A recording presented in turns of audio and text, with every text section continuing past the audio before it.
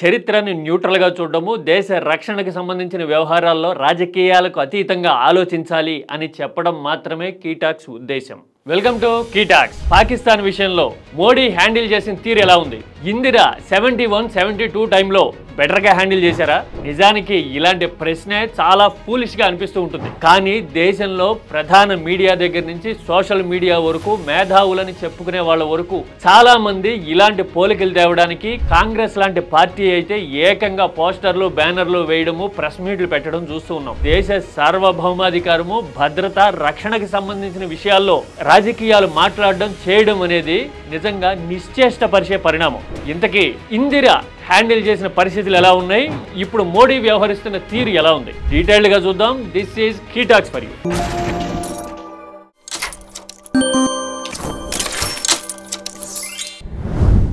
రాజకీయాల్లో అయినా, ఆర్థిక రంగంలో అయినా, క్రీడల్లో అయినా రెండు వేర్వేరు కాలాల్లో జరిగిన పరిణామాల్ని పోల్చి చూడడము అనేది పూర్తిగా అసంబద్ధం, ఇర్రిలవెంట్ అవుతుంది చాలాసార్లు. కావాలంటే మీరు చూడండి, రథాల్లోనూ ఎడ్ల బండ్లలోనూ తిరిగే రోజుల్ని కారుల్లో తిరిగే ఈ రోజులతో పోల్చి ఏది వేగంగా వెళ్తోంది అని చెప్తే ఎలా ఉంటుంది? ఫులిష్గా అనిపించదు?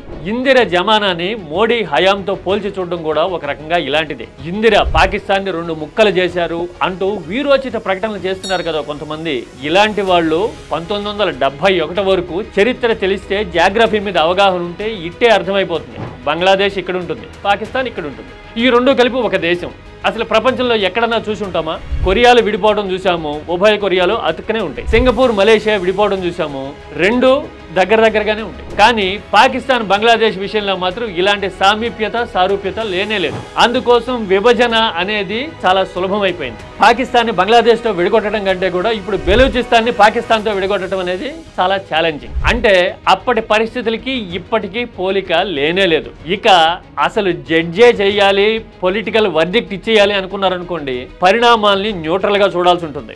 అసలు కశ్మీర్ అంశాన్ని ఐక్యరాజ్య సమితిలో తగిలించి అంతర్జాతీయ ఇష్యూగా తరతరాలుగా తగ్గని రాచపుండుగా మార్చింది ఎవరు? అదే మొదట్లోనే పాకిస్తాన్ ని కశ్మీర్ నుంచి తుడిచిపెట్టి ఉంటే గనక అంతర్గత ఇష్యూ అయిపోయి ఉండేది కదా. 1948 జనవరిలో నెహ్రూ వేసిన అడుగు ఇప్పటికీ దేశాన్ని వెంటాడటం వాస్తవం కదా. అలాగే ఇందిరా పాకిస్తాన్ మీద పై చేయి సాధించారు అని చెప్తున్నారు కదా. మరి ఇదే ఇందిరా హయాంలో 72లో కుదిరిన సిమ్లా ఒప్పందం, LOC లైన్ ఆఫ్ కంట్రోల్ ని, వాస్తవాధీన రేఖని మేము గుర్తిస్తున్నాం, సర్టిఫై చేస్తున్నాం అని ఇండియా చెప్పడం అంటే పాక్ ఆక్రమణని మేము గుర్తించాం అని ఒప్పుకున్నట్టు కదా. ఇది దేశం మీద, భవిష్యత్తు మీద, రక్షణ రంగం మీద, మన బడ్జెట్ మీద, మన అభివృద్ధి మీద ప్రభావం చూపడం లేదా? ఇలాంటి విషయాలు వదిలేసి హీరోయిజం ప్రదర్శించాలని ఎందుకు అనుకుంటారు? పైగా ఇండియా విషయంలో ఇందిర ఎలా మాట్లాడేవారో ఒకసారి చూద్దాం. I belong to a poor and developing country. భారతదేశం పేద దేశం, నేను పేద దేశానికి నాయకత్వం వహిస్తున్నా అని మాట్లాడేవారు. ఎస్, మరి ఇప్పుడు 150 కోట్ల మంది శక్తివంతమైన జనాభాకి, శక్తివంతమైన దేశానికి నేను ప్రతినిధిని, I'm proud of my country is most powerful అని మోడీ మాట్లాడడం కనబడుతుంది.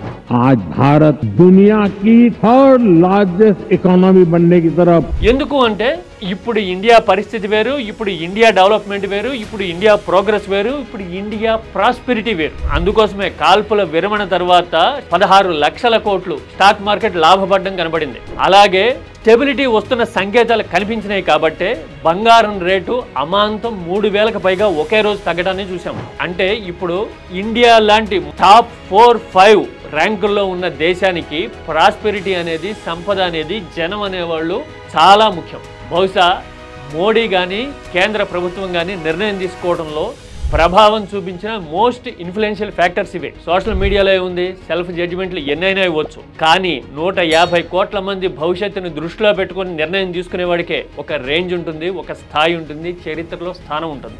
This is key talks for you.